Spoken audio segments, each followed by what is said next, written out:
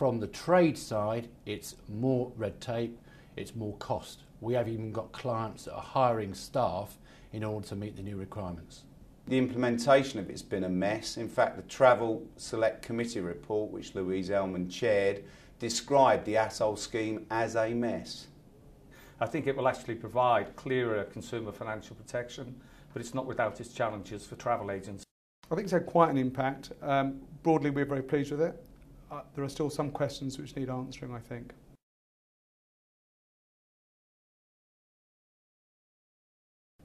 In the main, I don't think so. I think a lot of that extra cost will be passed on to the consumer.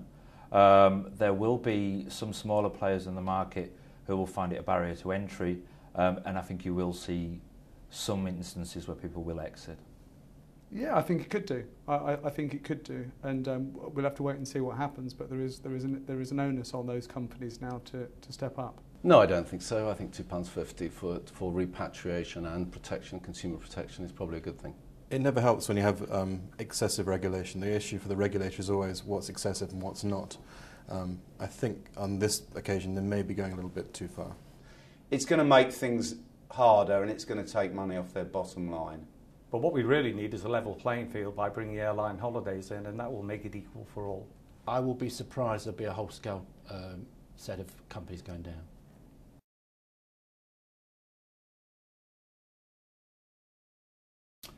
Agent for the consumer is a loophole, but I can't see any people really using that.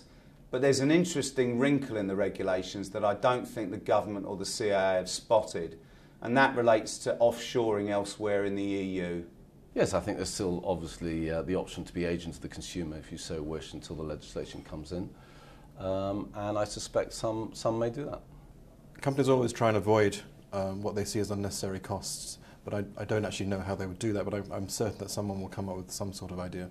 I don't know, but I'm sure we're all looking.